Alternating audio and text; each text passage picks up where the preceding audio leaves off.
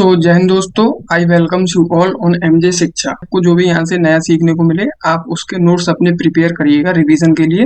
Otherwise दोस्त, इसी video के डिस्क्रिप्शन बॉक्स में आपको एक व्हाट्सएप का लिंक मिल जाएगा, आप उसे ज्वाइन कर सकते हैं।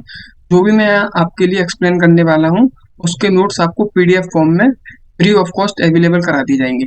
आगे अपने पास दोस्त क्या आता है, सेल्स ऑर्गेनेल्स आते हैं। जितने भी फंक्शन सेल परफॉर्म कर रहा है वो एक्चुअली में दोस्त कौन परफॉर्म कर रहा है, उसके सेल ऑर्गेनेल्स है ना दोस्त। तो जितने भी फंक्शन सेल के अंदर परफॉर्म हो रहे हैं वो कौन परफॉर्म कर रहा है, सेल ऑर्गेनेल्स, है ना। तो यहाँ से भी ये चैप्टर काफी इंपॉर्टेंट हो जाता है। चलिए देखते हैं।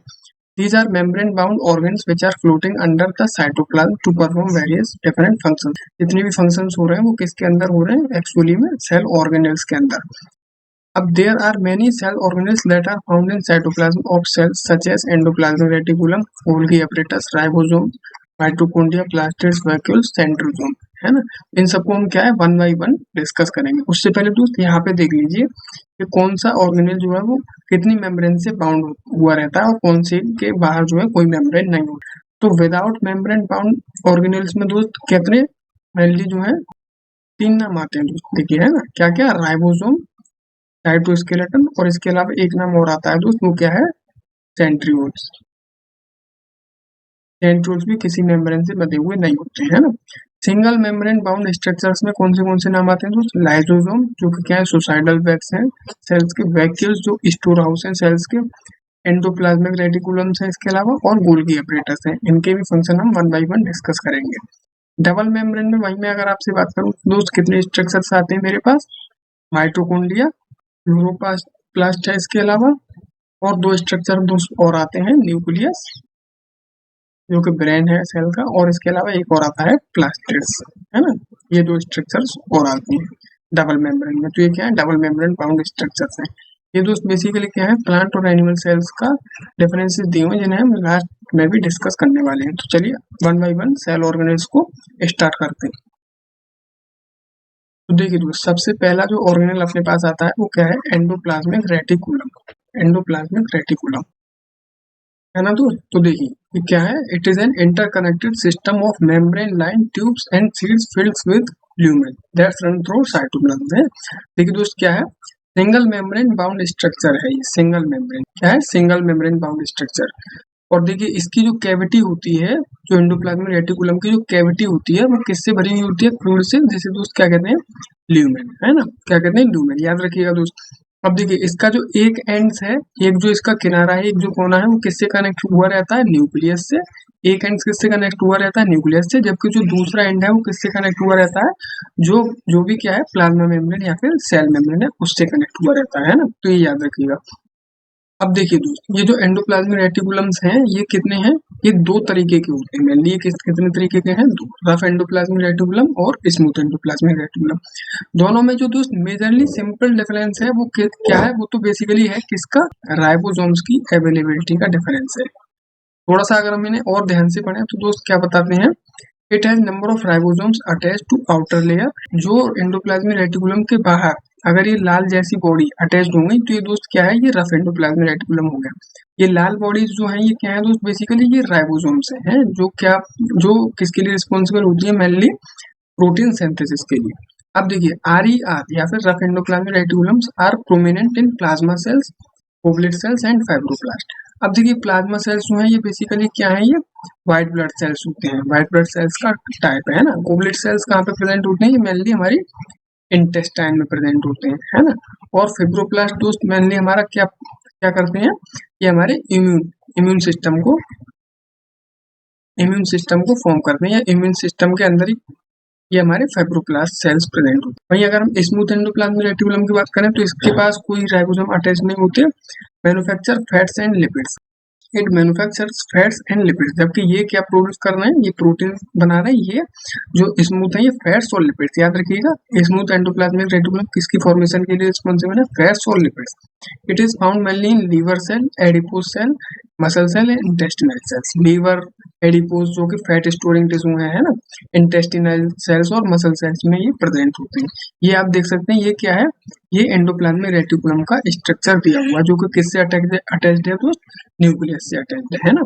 ये RER है, रफ एंडोप्लाज्मिक रेटिकुलम, जिनके ऊपर क्या है, रेड बॉडीज है, और ये जिनके ऊपर नहीं है, ये क्या है, स्मूथ एंडोप्लाज्मिक रेटिकुलम है। इनकी जो है कवरिंग जो होती है, एक कवरिंग अटैच हुई रहती है न्यूक्लियस से, एक सेल मेम्ब्रेन से अटैच रहती है। इनकी जो कैविटी होती है वो किससे फिल्ड होती है, ल्यूमेन से, है ना, याद रखिए। अब दोस्त फंक्शन की बात करें तो यहाँ पे एंडोप्लाज्मिक रेटिकुलम में आप मेन एक फंक्शन याद रख सकते हैं, जो कि क्या है दोस्त, ट्रांसपोर्टेशन का।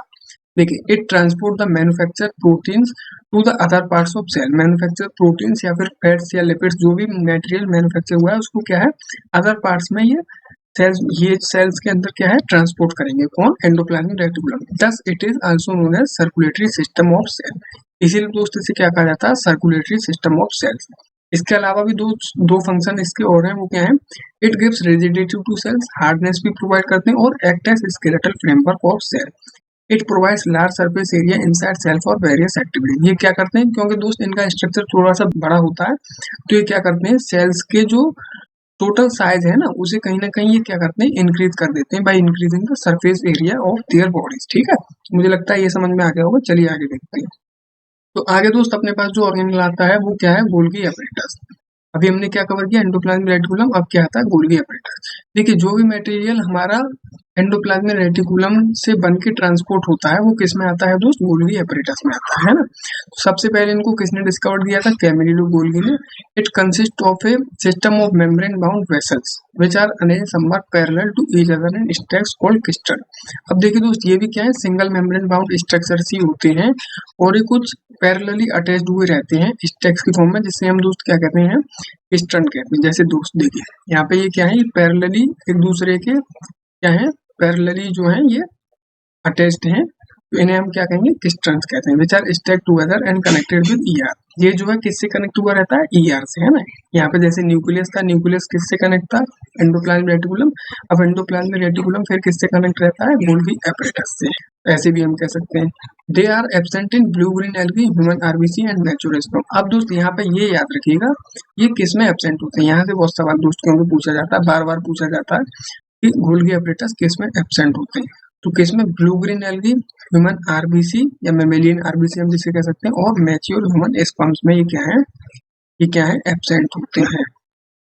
कौन दोस्त, कौन, गोल्गी एपरेटस। ठीक है दोस्त, याद रखिएगा, सबसे पहले किसने डिस्कवरी की थी, कैमिलो गोल्गी ने, है ना। और इसमें एक इंपॉर्टेंट चीज ये है, क्रिस्टल्स किसे कहते हैं, कि जब ये जो है स्टैक्स पैरेलली अरेंज हो जाते हैं एक दूसरे के कंपैरिजन में, तो इन्हें क्या कहते हैं, हम क्रिस्टल्स कहते हैं। अब इनके फंक्शंस की बात करें मेनली हम, तो इसमें जो मेन फंक्शन है ना दोस्त, वो क्या है, वो याद रखिएगा, वो दो मेन फंक्शन है, स्टोरेज और पैकेजिंग का, है ना। दो मेन फंक्शंस तो यही है, स्टोर, जो भी मटेरियल एंडोप्लाज्मिक रेटिकुलम से आया उसे दोस्त ये क्या करते हैं, स्टोर करते हैं, और फिर उसे क्या करते हैं, अगर कोई उसमें जरूरत है तो उसे मॉडिफाई भी करेंगे, पैक करेंगे, उसे पैकेजिंग भी करेंगे, है ना। और उसके बाद क्या करेंगे, डिस्पैच कर देंगे उसे सेक्रेटरी प्रोडक्ट की तरह। तो दोस्त मेन फंक्शन इसमें क्या है, स्टोरेज का और पैकेजिंग का। इसके अलावा दो फंक्शंस और ये भी कर सकते हैं, मॉडिफिकेशन और डिस्पैचिंग, ये तो करनी ही है, खैर, है ना। इसके बाद दोस्त ये जो अदर फंक्शंस है, इसमें क्या है, it has been secretion of mucus, enzymes and hormones, इनकी सीक्रेशन के लिए भी रिस्पॉन्सिबल होते हैं। और इसके अलावा जो एक और मेन फंक्शन है इनका, इसके अलावा बहुत इंपॉर्टेंट फंक्शन है, वो दोस्त क्या है, these are involved in synthesis of cell wall, plasma membrane, lysosome and vacuoles, है ना। सेल वॉल या प्लाज्मा मेम्ब्रेन की फॉर्मेशन में भी ये रिस्पॉन्सिबल होते हैं। अगर आ जाए कहीं कि कौन सा ऑर्गेनल सेल वॉल या सेल मेम्ब्रेन की सिंथेसिस में हेल्प करता है, तो दोस्त कौन सा है, गोल्गी एपरेटस। याद रखिएगा कौन सा है, गोल्गी एपरेटस, है ना। तो मुझे लगता है यहाँ पे ये आपको समझ में आ गया होगा, ये क्या है, ये स्ट्रक्चर दिया हुआ है गोल्गी एपरेटस का। इसे आप थोड़ा सा और देख सकते हैं, जिससे आपको क्लियर आइडिया हो जाएगा गोल्गी एपरेटस के बारे में। तो दोस्त मुझे लगता है ये समझ में आ गया होगा। चलिए आगे देखते हैं। तो आगे जो दोस्त अपने पास स्ट्रक्चर आते हैं वो क्या है, राइबोसोम्स। तो देखिए दोस्त, राइबोसोम्स जो होते हैं वो बेसिकली क्या है, बहुत छोटे स्ट्रक्चर्स होते हैं। Ribosomes are dense spherical granular particles which occur freely और ऑफन अटैच्ड टू ईयर। ये या तो किसी अदर ऑर्गेनल के साथ अटैच्ड हुए मिल सकते हैं हमें, या फिर क्या है, ये फ्रीली साइटोप्लाज्म में मूव करते हुए हमें दिख सकते हैं। These are mainly made up of RNA and proteins, क्योंकि आरएनए बनाते हैं, है ना, ये किसके लिए रिस्पॉन्सिबल है, इसके लिए रिस्पॉन्सिबल होते हैं राइबोसोम्स में मेनली, वो प्रोटीन सिंथेसिस के लिए, है ना। तो ये क्या है, मेनली आरएनए या फिर प्रोटीन मॉलिक्यूल से ही खुद बने हुए भी होते हैं। They are also not bounded by any membrane, ये जो है किसी मेम्ब्रेन से बंधे हुए नहीं होते। देखिए याद रखिएगा कौन से ऑर्गेनेल्स हैं जो बंधे हुए नहीं होते और प्रोटीन सिंथेसिस के लिए रिस्पॉन्सिबल है, तो ribosomes, and present in both prokaryotes and eukaryotes. Prokaryote cells के भी पास होते हैं और यूकैरियोट सेल्स के भी पास होते हैं। अब यूकैरियोट्स में इसका एक एक्सेप्शन है, एक्सेप्शन जहाँ याद आ जाए ना दोस्तों, वो आपको याद रखने का। तो इसके एक्सेप्शन में क्या है, मेमेलियन आरबीसी और मैच्योर स्पर्म, फिर से है ना, मेमेलियन आरबीसी और मैच्योर स्पर्म, इनके अंदर ये क्या है, यूकैरियोट सेल्स में राइबोसोम्स नहीं प्रेजेंट होते। बेसिकली अब इनके फंक्शंस की बात करें हम, तो mainly help in protein synthesis inside cell. Protein synthesis, protein क्योंकि सबसे एसेंशियल कंपोनेंट है किसी भी स्ट्रक्चर्स को फॉर्म करने के लिए और फंक्शन परफॉर्म करने के लिए, तो वो प्रोटीन कहाँ से बनने के, तो मेनली वो राइबोसोम्स ही बना रहे हैं, है ना। They are also known as protein factories of cell, वो सेल्स के अंदर किस ऑर्गेनेल में बन रही है, राइबोसोम्स में। At the time of protein synthesis they get attached to RNA to form a structure called polyribosome. Protein synthesis जब होनी होती है तो ये क्या है, ये जो राइबोसोम्स हैं ये आरएनए से अटैच्ड हो जाते हैं और एक ही स्ट्रक्चर बना लेते हैं, कंप्लीट स्ट्रक्चर, जिसे हम क्या कहते हैं, पॉलीराइबोसोम। अब यहाँ पे थोड़ा सा स्ट्रक्चर देख लीजिए आप, ये क्या है, ये राइबोसोम का स्ट्रक्चर दिया हुआ है, राइबोसोम का क्या है, स्ट्रक्चर। अब देखिए राइबोसोम्स के बारे में भी अगर मैं आपको थोड़ी सी डीप नॉलेज, तो जैसे राइबोसोम दो तरीके के होते हैं, एक 70S एक 80S। तो जो 80S वाले राइबोसोम्स हैं ये बेसिकली किसमें, यूकैरियोट्स में पाए जाते हैं, यूकैरियोट्स में, है ना, यूकैरियोट्स के बारे में हम पहले पढ़ चुके हैं। और ये जो 70S हैं ये किसके अंदर प्रेजेंट होते हैं, मेनली ये प्रोकैरियोट्स के अंदर प्रेजेंट होते हैं, है ना, ये याद रखिएगा। ये दो तरीके के होते हैं, प्रोकैरियोट्स के अंदर 70S वाले प्रेजेंट होते हैं और यूकैरियोट्स के अंदर जो है ये क्या है, 80S वाले। एस बेसिकली कुछ नहीं है, एस जो है ये प्रोटीन सिंथेसिस है। तो ये देखिए ये कंप्लीट जब स्ट्रक्चर बना लेता है राइबोसोम एमआरएनए के साथ अटैच्ड होके, तो इसे हम क्या कहते हैं, पॉलीराइबोसोम, पॉलीराइबोसोम। अब देखिए यहाँ पे जैसे क्या है, यहाँ पे राइबोसोम अटैच्ड हुआ है किससे, एमआरएनए से, जिससे अमीनो एसिड जो है, प्रोटीन किससे बनी हुई होती है, अमीनो एसिड से बनी हुई होती है ना, तो उनकी फॉर्मेशन जैसे यहाँ से हो रही है अमीनो एसिड्स की। तो ये आपको समझ में आएगा। मेन फंक्शन याद रखिएगा दोस्त, मेन फंक्शन क्या है इनका, प्रोटीन सिंथेसिस क्या है, इसीलिए इनको क्या कहते हैं, प्रोटीन फैक्ट्री। किसके अंदर प्रेजेंट नहीं होते, मैमेलियन आरबीसी और मैच्योर स्पर्म के अंदर प्रेजेंट नहीं होते। चलिए आगे देखते हैं। इसके बाद दोस्त जो अपने पास ऑर्गेनेल आता है वो है माइटोकॉन्ड्रिया। माइटोकॉन्ड्रिया को सिंपली अगर मैं कहूँ तो इसका अदर निकनेम क्या है, power house of cell, power house of cell. इसका स्ट्रक्चर आप यहाँ पे देख सकते हैं, ये बना हुआ है माइटोकॉन्ड्रिया का structure, double membrane bound structure होता है। देखिए they are double membrane bound granular filamentous small structure present in cytoplasm, है ना। डबल मेम्ब्रेन ग्रेनुलर मतलब बहुत छोटे और फिलामेंटस मतलब जैसा बल्ब का फिलामेंट होता है ना, कुछ ऐसा बना हुआ, ऐसा ही इनका भी स्ट्रक्चर कुछ बना हुआ होता है, साइटोप्लाज्म में प्रेजेंट होते हैं। Their inner membrane has folds called cristae. अब दोस्त यहाँ पे ये याद रखिएगा, बहुत जरूरी है कि जो इनकी जो ये जो गुलाबी सी आपको दिख रही है तो क्या आउटर मेम्ब्रेन, और ये जो अंदर वाली मेम्ब्रेन दिख रही है दोस्त आपको, ये क्या है, इनकी इनर मेम्ब्रेन। तो ये जो इनकी इनर मेम्ब्रेन होती है ना, इसके ऊपर क्या है दोस्त, फोल्ड्स, फोल्ड्स प्रेजेंट होते हैं, फोल्ड्स की अकोरेंस होती है, जिन्हें हम दोस्त क्या कहते हैं, क्रेस्टिया है। And have small rounded bodies known as oxygen, जिससे दोस्त ये किस में हेल्प करते हैं, कहीं ना कहीं रेस्पायरेशन में हेल्प करते हैं, ब्रेक डाउन ऑफ फूड में हेल्प करते हैं। जो ऑक्सीजन बॉडीज होती हैं जिनके अंदर ऑक्सीजन होती है वो फूड से मिलकर फूड की ब्रेक डाउन को रिस्पॉन्सिबल करती है ना। Mitochondria has DNA and ribosome. अब याद रखिएगा ये भी दोस्त बहुत जरूरी है, तो माइटोकॉन्ड्रिया के पास अपना डीएनए होता है और अपने राइबोसोम मॉलिक्यूल्स होते हैं, है ना, अपना डीएनए और अपने राइबोसोम मॉलिक्यूल्स होते हैं। इस cavity is filled with matrix. इसकी जो कैविटी है ये वाली, ये जो कैविटी है इनर मेम्ब्रेन जिसको बाउंड किए हुए है, ये किससे फिल की हुई रहती है, मैट्रिक्स से, है ना। तो दोस्त देखिए जैसे मैंने आपको यहाँ पे बताया माइटोकॉन्ड्रिया के पास अपना डीएनए और राइबोसोम मॉलिक्यूल होते हैं। इसका मतलब ये अपने आप रेप्लिकेट कर सकते हैं। तो आप मुझसे ये भी पूछ सकते हैं कि तो हम इन्हें smallest living unit of life क्यों नहीं कह रहे हैं, है ना, सेल को क्यों कह रहे हैं हम। तो उसका रीजन दोस्त देखिए यही है कि दोस्त देखिए ये क्या है, ये जो माइटोकॉन्ड्रिया है ये केवल एक फंक्शन परफॉर्म कर रहे हैं। क्या फंक्शन परफॉर्म कर रहे हैं, ब्रेक डाउन। ब्रेक डाउन करना ये है ना मेनली ब्रेक डाउन। जबकि जो सेल है उसके अंदर क्या है, ब्रेक डाउन भी हो रहा है, डाइजेशन भी हो रहा है, और क्या है उसके बाद मैन्युफैक्चरिंग भी हो रही है, ट्रांसपोर्टेशन भी हो रहा है, पैकेजिंग भी हो रही है, उसके अंदर सारे फंक्शन परफॉर्म हो रहे हैं। ये केवल एक फंक्शन परफॉर्म कर रहे हैं। इनके पास डीएनए और राइबोसोम्स है। इसका मतलब ये नहीं कि ये जो सिंपलेस्ट स्मॉलेस्ट यूनिट हो जाएंगे, जो मतलब सेल की पोजीशन ये ले लेंगे, ऐसा नहीं हो सकता। ये केवल एक फंक्शन परफॉर्म कर रहे हैं, जबकि सेल्स के अंदर ऐसे ही बहुत सारे फंक्शन परफॉर्म हो रहे हैं। तो अब दोस्त देखिए इसकी फंक्शंस की बात कर लेते हैं। Mitochondria it is site of cellular respiration in which energy ATP is generated in large. जब ब्रेक डाउन होता है फूड का ऑक्सीजन के साथ, जब उसका कंबशन होता है तो एनर्जी निकलती है, जिस जो किसकी फॉर्म में होती है दोस्त, मेनली एटीपी की फॉर्म में होती है ना, ATP. That's why it is known as power house of cell. Synthesis of some proteins also occur है। प्रोटीन्स की भी फॉर्मेशन कुछ होती है इसके अलावा, है ना। तो ये हो गया। अब दोस्त आगे देख लेते हैं। अब इसके बाद दोस्त जो मेन ऑर्गेनल जो कि क्या है, प्लास्टिड्स। अब प्लास्टिड्स याद रखिएगा दोस्त, किसमें प्रेजेंट होता है, प्लांट सेल्स के अंदर। एनिमल सेल में प्लास्टिड्स नहीं होते, प्लांट सेल्स में ही केवल प्लास्टिड्स होते हैं, है ना। अब देखिए क्या है, these are only found in plant cells, they also have their genome and ribosome. Mitochondria की तरह ही प्लास्टिड्स के पास भी अपना डीएनए, अपना जीनोम और राइबोसोम्स होते हैं। They are self replicating double membrane bound organ. Double membrane bound होते हैं माइटोकॉन्ड्रिया की तरह। They contain many membrane layer embedded in material stroma. अब क्या है, देखिए ये स्ट्रक्चर है, इसे हम अभी समझेंगे। इससे पहले हम जो है टाइप्स ऑफ प्लास्टिड्स को समझ लेते हैं, जो कि मेन क्या है, तीन तरीके के प्लास्टिड हमारे पास है, क्लोरोप्लास्ट, ल्यूकोप्लास्ट और क्रोमोप्लास्ट। इन तीन को समझ लेते हैं। इसके बाद इधर वाले जो भी दिया हुआ है इसे समझेंगे, है ना। तो देखिए क्लोरोप्लास्ट क्या है, ग्रीन कलर प्लास्टिड्स होते हैं। इसके अंदर जो पिगमेंट होता है उसे हम बेसिकली क्या कहते हैं, क्लोरोफिल कहते हैं। जबकि ल्यूकोप्लास्ट जो है वो क्या है, कलरलेस प्लास्टिड्स होते हैं, इसीलिए इनके अंदर कोई पिगमेंट नहीं होता। और क्रोमोप्लास्ट जो वो क्या है, वो कलर प्लास्टिड्स है, कलर प्लास्टिड। तो इनके अंदर जो पिगमेंट होता है उसे दोस्त हम क्या कहते हैं, ज़ैंथोफिल, ज़ैंथोफिल कहते हैं। देखिए इसमें और इसमें कंफ्यूज मत होइएगा, ये क्या है, ये ग्रीन कलर प्लास्टिड्स है, केवल ग्रीन के लिए रिस्पॉन्सिबल है। जबकि क्रोमोप्लास्ट क्या है, रेड, ब्लू, ब्लैक, ऑरेंज, जो भी कुछ कलर है वो किसकी वजह से, क्रोमोप्लास्ट की वजह से। तो इनके अंदर ज़ैंथोफिल, इनके अंदर क्लोरोफिल, इनके अंदर कोई भी पिगमेंट नहीं होता है। अब देखिए इनके फंक्शन की बात करें तो मेनली किसके लिए रिस्पॉन्सिबल होते हैं, मैन्युफैक्चर ऑफ फूड के लिए। इनका फंक्शंस मेन क्या है, स्टोरेज। स्टोरेज में ये स्टार्च या फिर कार्बोहाइड्रेट की फॉर्म में क्या है, मटेरियल को स्टोर करते हैं।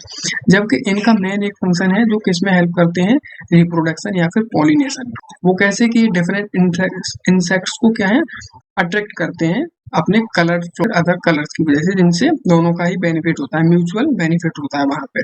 तो ये इनके किसकी बात होगी, फंक्शन की। अब बात करें इनकी ऑकरेंस की, कहाँ पे प्रेजेंट होते हैं, तो जितने भी ग्रीन पार्ट्स हैं प्लांट्स के, ग्रीन जहां जहां ग्रीन कलर होगा ना वहां पे क्लोरोफिल प्रेजेंट होंगे, क्लोरोप्लास्ट। और वहीं पे रूट्स जहाँ पे फूड स्टोर होना है ना, जैसे रूट्स हुई या जहाँ जो भी अदर पार्ट्स हैं जहाँ पे फूड स्टोर होना है वहाँ पे ल्यूकोप्लास्ट प्रेजेंट होंगे। और जैसे ये कहाँ पे प्रेजेंट होंगे, जैसे फ्लावर्स में या फ्रूट्स में, जहाँ से क्या है, जो भी अदर इंसेक्ट्स वगैरह हैं वो पॉलिनेशन के लिए अट्रैक्ट किए जाने वहां पे ये प्रेजेंट होंगे। तो ये क्या हो गए, इनके टाइप्स हो गए। अब देखिए क्लोरोप्लास्ट जो है ये क्या है, किचन ऑफ सेल भी कहा जाता है। किचन ऑफ सेल मतलब यहाँ पे खाना बनता है प्लांट्स का, है ना, खाना बनता है। तो अब देखिए यहाँ पे क्या है, इसके स्ट्रक्चर्स को आप समझिए।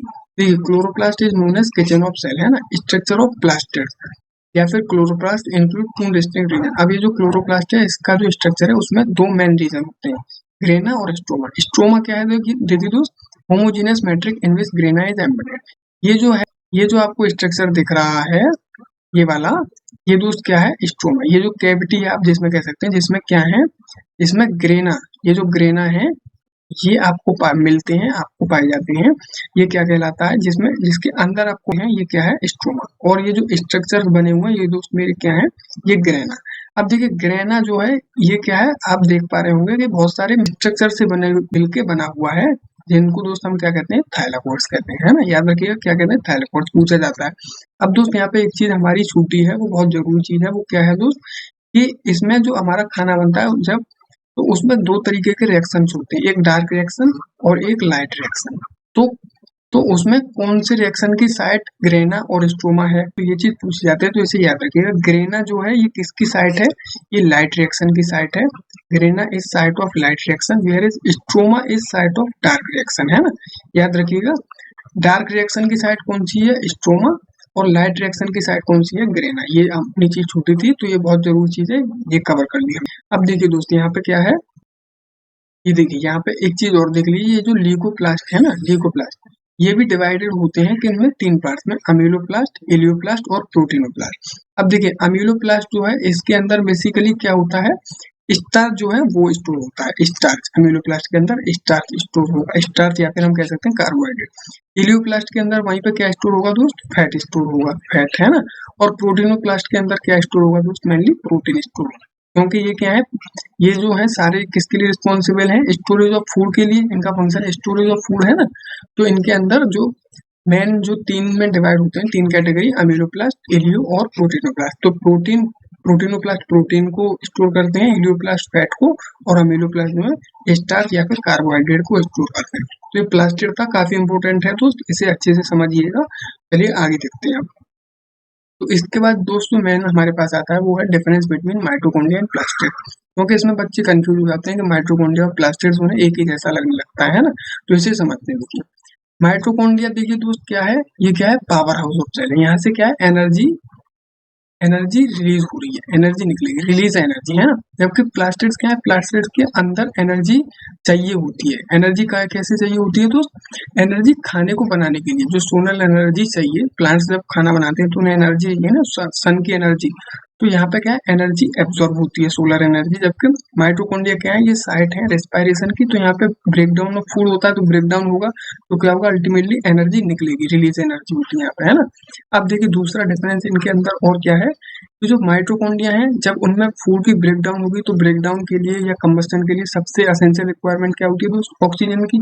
ऑक्सीजन जो गैस है ना, तो यहाँ पे क्या है, ऑक्सीजन कंज्यूम होती है और रिलीज क्या होती है, कार्बन डाइऑक्साइड। जब स्टार्च या फिर जो भी अदर मटेरियल है जब वो ब्रेक डाउन होता है तो उसके उसके अंदर क्या रिलीज होता है दोस्त, कार्बन डाइऑक्साइड। जबकि यहाँ पे क्या है, जब प्लांट्स बनाएंगे खाना, प्लास्टिड्स में खाना बनाएंगे, तो जिसके लिए कौन सी रिस्पॉन्सिबल गैस रिस्पॉन्सिबल होती है प्लांट्स में, कार्बन डाइऑक्साइड। उन्हें कार्बन डाइऑक्साइड की जरूरत है। और जबकि प्लांट्स रिलीज कौन सी गैस करते हैं, ऑक्सीजन, है ना। तो ये किसके अंदर परफॉर्म हो रहा फंक्शन, प्लांट्स के प्लास्टिड्स के अंदर। तो प्लास्टिड्स में ऑक्सीजन रिलीज होती है और कार्बन डाइऑक्साइड जो है वो एब्जॉर्ब होती है, कंज्यूम होती है ना। और जबकि माइटोकॉन्ड्रिया में क्या होता है, कंज्यूम होती है ऑक्सीजन और रिलीज कौन सी होती है, कार्बन डाइऑक्साइड। तो ये इनके बीच का डिफरेंस था, कंफ्यूज मत होइएगा, है। चलिए अब आगे देखते हैं। अपना अगला ऑर्गेनेल क्या है, वैक्यूल। तो दोस्त देखिए वैक्यूल्स बेसिकली क्या है, ये स्टोर हाउस होते हैं, स्टोर हाउस। अब स्टोर हाउस क्या है दोस्त, इसका क्या मतलब है, जितना भी वेस्ट मटेरियल है ना, वेस्ट मटेरियल या फिर जो एक्सक्रीटरी प्रोडक्ट्स हैं जो यूजफुल नहीं है प्लांट्स के लिए, तो दोस्त कहाँ स्टोर हो जाते हैं, सेल्स के वैक्यूल्स में। अब देखिए दोस्त, these are fluid filled or solid filled single membrane bounded space, single membrane bounded space होती हैं। these are of large size in plant cell and small size in animal cell। अब ये हम जानेंगे कि ये क्यों होती हैं, है ना, बाद में जब लास्ट टॉपिक अपना हम कवर करेंगे। जब यहाँ पे देखिए क्या है, याद रखिएगा कि बड़े होते हैं प्लांट सेल्स में और एनिमल सेल्स में क्या है, छोटे होते हैं। The vacuoles are bounded by a membrane called tonoplast and filled with cells of solution। Vacuoles की जो मेम्ब्रेन होती है, आउटर मेम्ब्रेन, उसे हम दोस्त बेसिकली क्या कहते हैं, टोनोप्लास्ट कहते हैं। याद रखिएगा क्या कहते हैं, टोनोप्लास्ट। ये पूछा जाता है ना दोस्त। देखिए अगर अब हम इसकी बात करें फंक्शंस की, तो क्या है, help is maintaining water balance inside cell या फिर ऑस्मोटिक प्रेशर। जब इनके अंदर क्या है, अगर वाटर भर जाएगा, वाटर मान लीजिए सेल के अंदर है, तो क्या है, ये स्टोर कर लेंगे। तो जिसकी वजह से क्या है, वाटर बैलेंस को ये मेंटेन करेंगे सेल्स के अंदर, या फिर जिसे हम ऑस्मोटिक प्रेशर कहते हैं उसे ये मेंटेन करेंगे। इसके अलावा क्या है, store toxic metabolic by products of plant cell. जितने भी एक्सक्रीटरी प्रोडक्ट्स हैं जो क्या है, यूजफुल नहीं है सेल्स के, उन्हें ये क्या है अपने अंदर स्टोर करते हैं। इसके बाद क्या है, provides rigidity and turgidity to cell. Rigidity मतलब वही हार्डनेस, और टर्जिडिटी का मतलब क्या होता है, तो जब जैसे मान लीजिए वैक्यूल के अंदर पानी भर गया है ना, तो ये क्या है, थोड़ी सी हैवियर हो गई। तो हैवियर हो गई तो ये थोड़ी सी स्टैटिक हो गई, है ना, स्टैटिक हो जाएंगे। तो जिसकी वजह से क्या है, सेल्स की जो स्टैटिक कंडीशन है ना, उसके लिए भी ये रिस्पॉन्सिबल होंगे। मतलब सेल्स को क्या है, ज्यादा मूवमेंट नहीं करने देंगे, उसे क्या है, एक fixed balance static condition provide करेंगे। तो वो क्या हो जाता है दोस्त, टर्जिडिटी। तो ये दोस्त किसके फंक्शन हो गए, वैक्यूल्स के। अब दोस्त आगे देखते हैं। तो आगे दोस्त अपने पास जो स्ट्रक्चर या ऑर्गेनेल आता है वो क्या है, लाइसोसोम। ये भी काफी इंपॉर्टेंट है, तो समझते हैं लाइसोसोम क्या है। सिंपली इसको अगर मैं आपसे बात करूं तो इसे क्या कहते हैं, सुसाइडल वेब, है ना, सुसाइडल वेब ऑफ सेल कहते हैं। अब वो क्यों कहते हैं, मैं वो अभी आपको बताऊंगा। उससे पहले जरा यहाँ पे देख लीजिए, they have low pH, acidic, है ना। इनकी जो पीएच होती है इनके अंदर की वो कैसी होती है, एसिडिक। एसिडिक क्यों होती है दोस्त, क्योंकि इनके अंदर डाइजेस्टिव एंजाइम्स होती हैं। डाइजेस्टिव एंजाइम्स का क्या फंक्शन होता है, जितना भी मटेरियल बाहर से अगर इन्वेड होके आ रहा है, कोई फॉरेन टॉक्सिक मटेरियल अगर इनके अंदर इन्वेड कर रहा है तो ये क्या करते हैं, उसको डाइजेस्ट करते हैं, है ना। इसके अलावा भी इसके फंक्शन है, जैसे देखिए break down, recycle food, bacteria and old cells part. अपने अगर कोई सेल्स के पार्ट पुराने हो गए, बूढ़े हो गए, तो उन्हें भी क्या करते हैं, डाइजेस्ट, खा जाते हैं, पचा देते हैं, है ना। इसीलिए दोस्त इन्हें क्या कहते हैं, क्लीनर ऑफ सेल्स भी कहा जाता है। अब दोस्त देखिए इसे सुसाइडल बैग्स ऑफ सेल क्यों कहा जाता है, ये समझ लीजिए, ये जरूरी है यहाँ पे। तो जैसे दोस्त समझिए, जैसे मान लीजिए ये सेल्स है हमारा, है ना, इसके अंदर क्या है, ये क्या है, लाइसोसोम है। अगर मान लीजिए कोई एक बैक्टीरिया इस सेल्स को बाहर से क्या है, इन्वेड करता है, तो क्या करेगा ये बैक्टीरिया, इसके अंदर इन्वेड करके अपनी कॉपी करेगा, रेप्लिकेट करेगा, और जो अदर सेल्स हैं उनके पास भी जाएगा, है ना। तो जिससे क्या है, ये इस सारे एरिया की, रीजन की जो नॉर्मल फंक्शनिंग है उसे अफेक्ट करेगा।